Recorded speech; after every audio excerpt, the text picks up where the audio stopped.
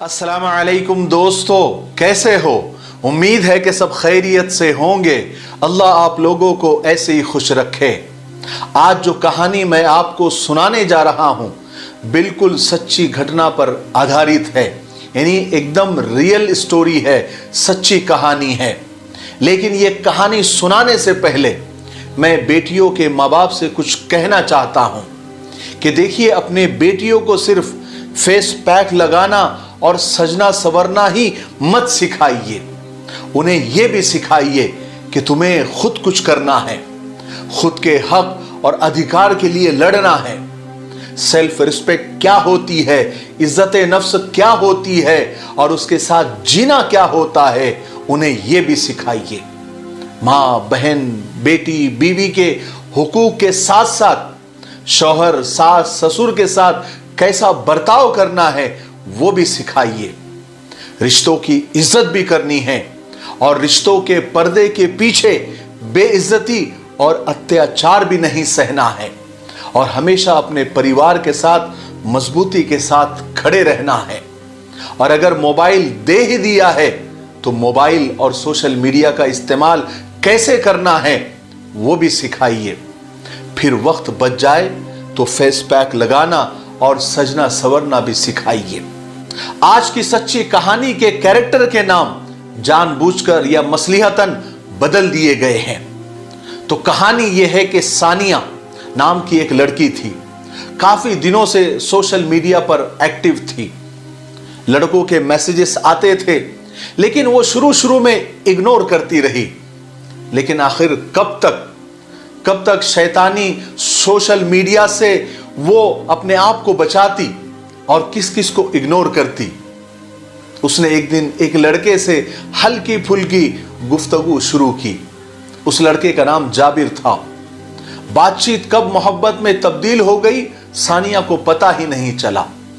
अब हालत ये हो गई कि सानिया का जाबिर के बिना एक पल रहना दुश्वार हो गया।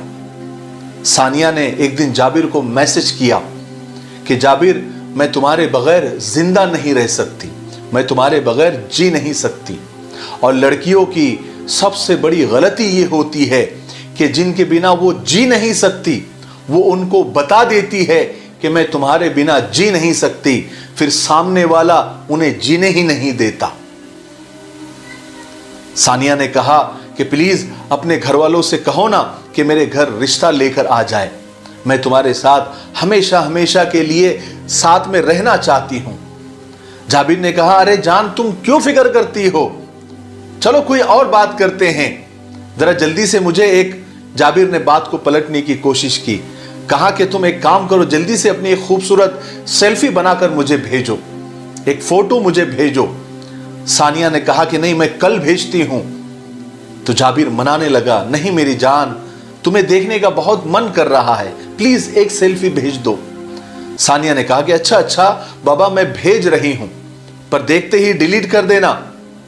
और सानिया उसे तस्वीर भेज देती है, एक सेल्फी भेज देती है। जाबिर वो फोटो देखकर कहता है कि जान, ये तो बहुत सिंपल है, जरा बोल्ड सेल्फी भेजो, जरा कम कपड़े वाली सेल्फी भेजो। सानिया पहले तो इनकार करती रही, लेकिन आखिरकार जाबिर के इसरार पर एक सेल्फी बाथरूम में जाकर उसने भेज दी।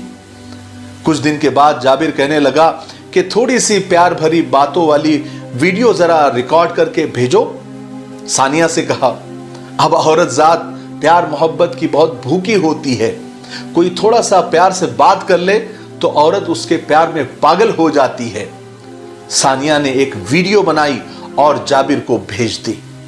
बहरहाल कुछ दिन के बाद सानिया ने फिर शादी की बात छेड़ी।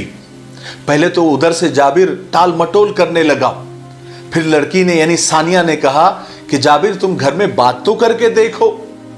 तो जाबिर उधर से नौटंकी करने लगा, रोने लगा, कहने लगा, जान, मेरे घर में मेरी कोई बात मानता ही नहीं, अब तुम ही बताओ मैं क्या करूं। सानिया ज़ारो कतार रोने लग गई और आंसू बहाते हुए कहने लगी, जाबिर, मैं तुम्हारे बगैर मर जाऊंगी, तुम कुछ करो। जाबिर कहने लगा, नहीं मेरी जान, प्लीज ऐसा मत कहो, मैं भी तुम्हारे बगैर नहीं रह सकता। लेकिन सानिया ज़ारो कतार रोए जा रही थी। जाबिर कहने लगा, अरे तुम रोती क्यों हो? सुनो, मेरे पास एक सजेशन है, मेरे पास एक हल है। ऐसा करते हैं कि हम भाग के शादी करते हैं। सानिया चौंक पड़ी, कहने लगी, भागकर कैसे? हम कहां रहेंगे, कहां जाएंगे और खाएंगे क्या?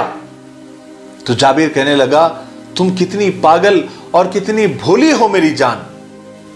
तुम्हारे मां के जो जेवर पड़े हैं वो कब काम आएंगे?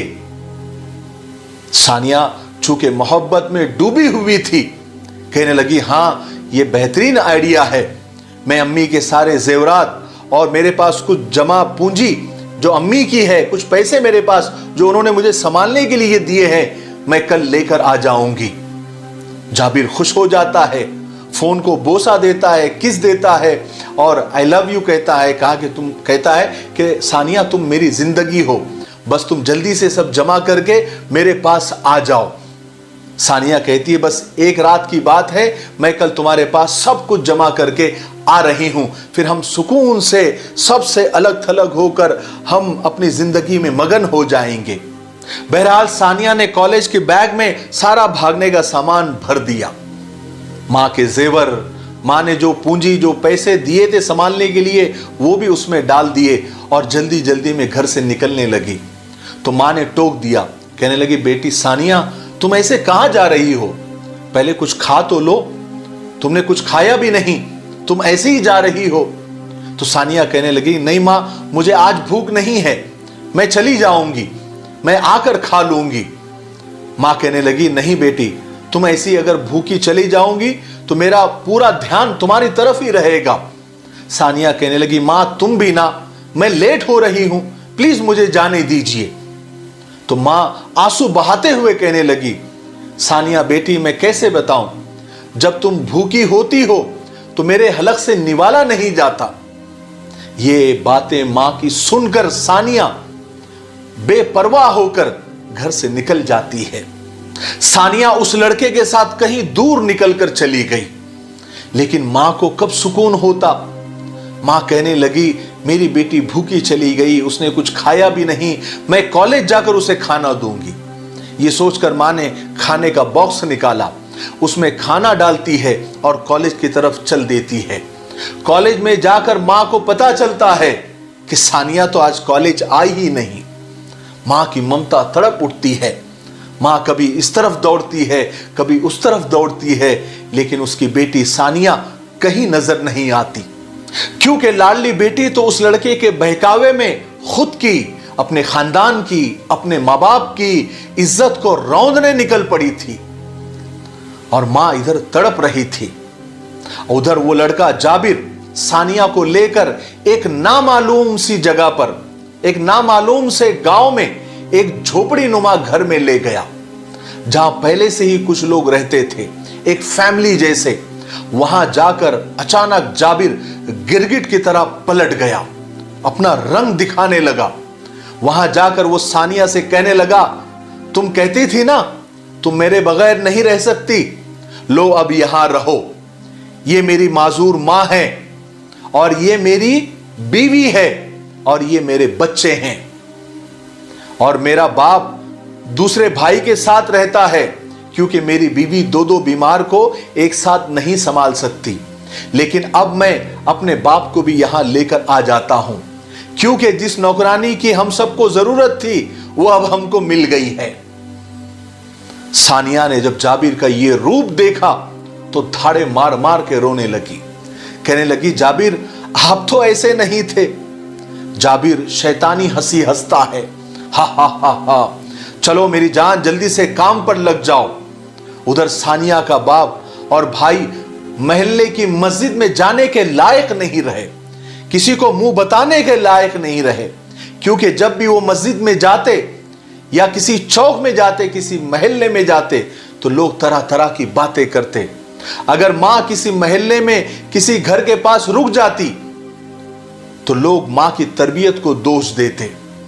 अब सानिया की हालत बिल्कुल बंधुआ मजदूर की तरह हो गई कि बिल्कुल नामालूम लोगों के लिए दिन भर उनकी खिदमत करती रहती, उनके लिए खाना बनाती, उनके लिए चूल्हे पर दिन भर रहती, उनके गंदे कपड़े धोती और माजूर औरत की खिदमत करती। और दिन रात अपने आप को कोसते रहती और खून के आंसू रोते रहती। एक दिन सानिया ने जाबिर का दामन पकड़कर कहा, हाथ जोड़ते हुए कहा, रोते हुए कहा कि जाबिर, कम से कम एक बार मुझे घर वालों से तो मिलने दो, एक बार मां को तो लेकर आओ। तो जाबिर कहने लगा, तुम मुझे बेवकूफ समझती हो, तुम मुझे उल्लू बनाना चाहती हो, जैसे अपने मां को उल्लू बनाया था। अरे